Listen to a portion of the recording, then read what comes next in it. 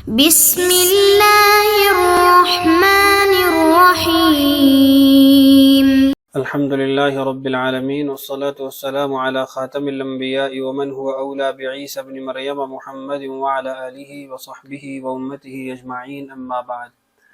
عزیز طلباء کرام، اس سے قبل ویڈیوز کے اندر ہم 8 سوالات حضرت عیسیٰ علیہ السلام کے رفع نزول کے عقیدے سے متعلق پڑھ چکے ہیں۔ تفصیلی طور پر متعدد مباحث آپ کے سامنے آ چکی ہیں۔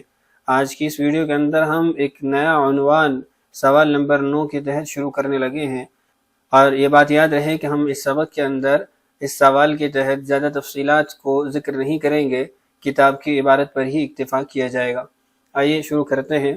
سبق کا عنوان ہے رفع و نزول کا امکان عقلی و حکمتیں۔ آگے سوال نمبر 9، رفع و نزول جسم عنصری کے امکان عقلی کو بیان کرتے ہوئے اس کے نقلی نظائر پیش کریں، یعنی جو آپ کو نصوص کے اندر اس کی نظائر ملتی ہیں، مثالیں ملتی ہیں جس میں رفع نزول کا جسم عنصری کا امکان عقلی پایا جاتا ہو، یعنی کچھ ایسے واقعات ہوں جن میں آسمانوں کی طرف جسم کے اٹھائے جانے کا واقعہ ہو، وہ ذکر کریں، نیز رفع نزول کی حکمتیں بیان کریں۔ دو چیزیں مطلوب ہیں، پہلی کہ امکان عقلی کی کچھ نظائر، کچھ مثالیں نصوص سے پیش کریں، اور دوسرا یہ کہ رفع نزول کی حکمتیں کیا ہیں۔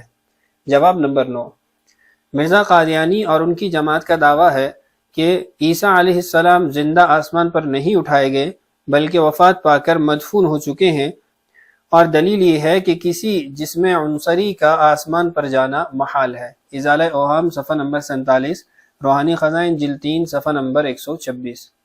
قرآن و سنت سے رفع نزول نہ صرف ثابت ہے بلکہ اس کے نظائر بھی موجود ہیں، اس کی مثالیں بھی موجود ہیں۔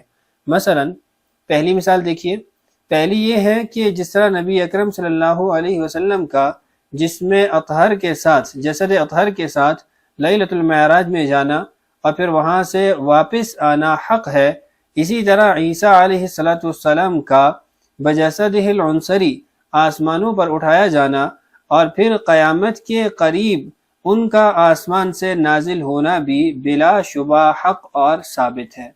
یعنی اگر لیلۃ المعراج میں رسول اللہ صلی اللہ علیہ وسلم بجسدہ العنصری آسمانوں کی طرف جا سکتے ہیں تو عیسیٰ علیہ السلام کو بھی آسمانوں پر اٹھایا جا سکتا ہے۔ یہ پہلی نظیر اور مثال تھی۔ دوسری دیکھیے، جس طرح آدم علیہ السلام کا آسمان سے زمین کی طرف حبوط ممکن ہے، اترنا ممکن ہے، اسی طرح حضرت عیسیٰ علیہ السلام کا آسمان سے زمین کی طرف نزول بھی ممکن ہے۔ اور ان مثل عیسیٰ عند اللہ کمثل آدم، سورہ آل عمران آیت نمبر 59، اللہ تعالیٰ فرماتے ہیں کہ اللہ کے نزدیک عیسیٰ کی مثال آدم جیسی ہے۔ تو جب عیسیٰ علیہ السلام کو حضرت آدم علیہ السلام سے قوی مشابہت حاصل ہے، اس اعتبار سے کہ حضرت آدم علیہ السلام بھی بغیر باپ کے پیدا ہوئے، بغیر ماں کے پیدا ہوئے، تو عیسیٰ علیہ السلام بغیر باپ کے پیدا ہوئے، تو آپس میں مشابہت ہے۔ اللہ تعالیٰ کے امر سے ان کو وجود ملا، تو مشابہت ہونے کے ساتھ اوصاف میں بھی تو جمع ہونا، اکٹھا ہونا ممکن ہے کہ آدم علیہ السلام کو آسمان سے زمین کی طرف اتارا گیا۔ قادیانی بھی مانتے ہیں، ہر مسلمان مانتا ہے، اور قادیانی جیسا کافر بھی اس کو مانتا ہے۔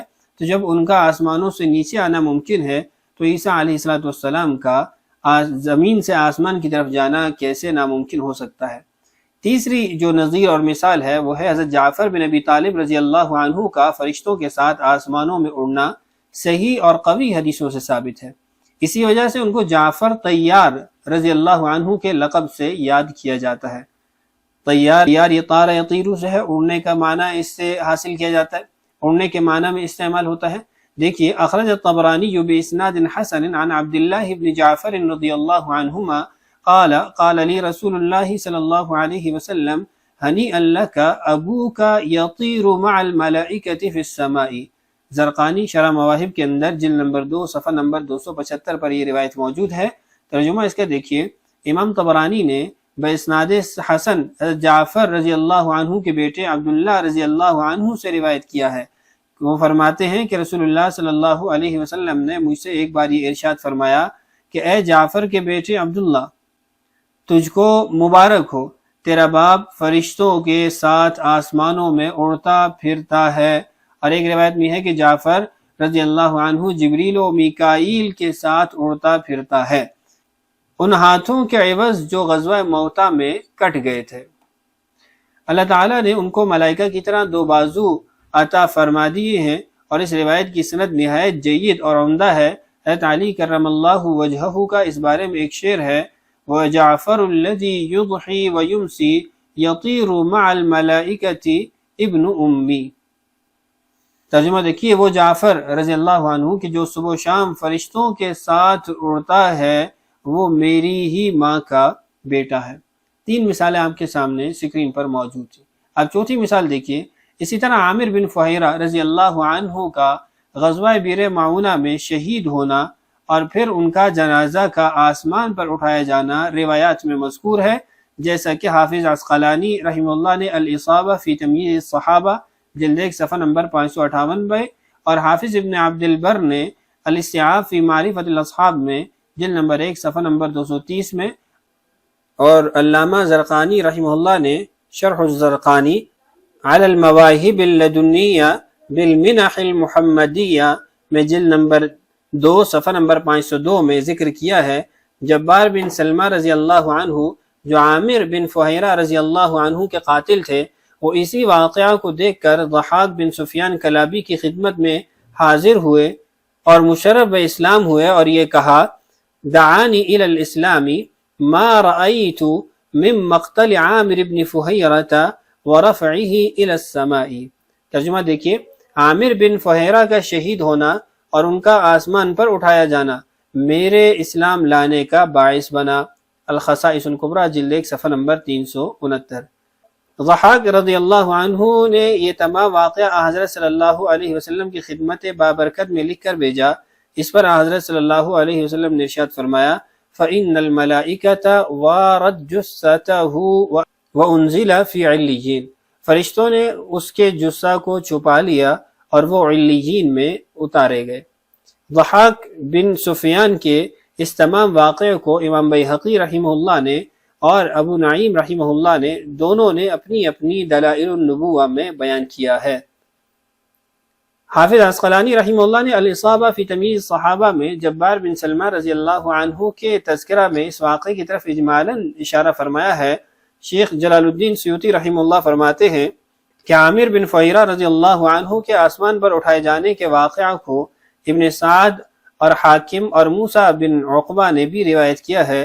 غرض یہ کہ یہ واقعہ متعدد اسانید اور مختلف روایات سے ثابت اور محقق ہے۔ 4 واقعات آپ پڑھ چکے ہیں، 4 مثالیں آپ پڑھ چکے ہیں۔ 5ویں مثال دیکھیے۔ واقعہ رجی میں جب قریش نے خبیب بن عدی رضی اللہ عنہ کو سولی پر لٹکایا تو حضرت صلی اللہ علیہ وسلم نے عمر بن امیہ ضمری رضی اللہ عنہ کو خبیب رضی اللہ عنہ کی نعش اتار لانے کے لیے روانہ فرمایا۔ عمر بن امیہ رضی اللہ عنہ وہاں پہنچے اور خبیب رضی اللہ عنہ کی نعش کو اتارا۔ دفعتاً ایک دھماکہ سنائی دیا، پیچھے پھر کر دیکھا، اتنی دیر میں نعش غائب ہو گئی۔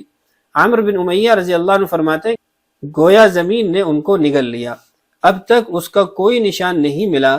اس روایت کو امام احمد بن حنبل رحمہ اللہ نے اپنی مسند میں روایت کیا ہے۔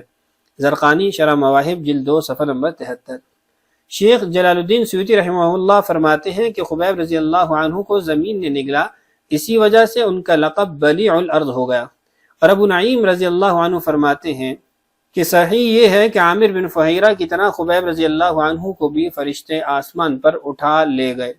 ابو نعیم کہتے ہیں کہ جس طرح حق تعالیٰ نے حضرت عیسیٰ علیہ السلام کو آسمان پر اٹھایا، اسی طرح رسول اللہ صلی اللہ علیہ وسلم کی امت میں سے عامر بن فہیرہ رضی اللہ عنہ اور خبیب بن عدی اور علا بن حضرمی رضی اللہ عنہم کو آسمان پر اٹھایا۔ انتہا، یعنی یہ عبارت ان کی مکمل ہو گئی۔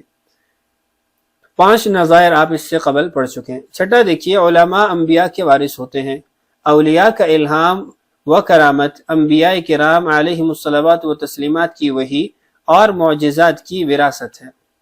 ومما يقوي قصة الرفع إلى السماء ما أخرجه النسائي والبيهقي والطبراني وغيرهم من حديث جابر أن طلحة أصيبت أنامله يوم أحد فقال حس فقال رسول الله صلى الله عليه وسلم لو قلت بسم الله لرفعتك الملائكة والناس ينظرون إليك حتى تلج بك في جو السماء.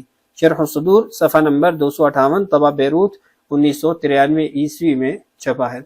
وأخرج ابن أبي الدنيا في ذكر الموتى عن زيد بن أسلم قال كان في بني إسرائيل رجل قد اعتزل الناس في كهف جبل وكان أهل زمانه إذا قحطوا استغاثوا به فدعا الله فسقاهم فمات فأخذوا في جهازه فبينهم كذلك إذا هم بسرير يرفرف في عنان السماء حتى انتهى إليه فقام رجل فأخذه فوضعه على السرير فارتفع السرير والناس ينظرون إليه في الهواء حتى غاب عنهم.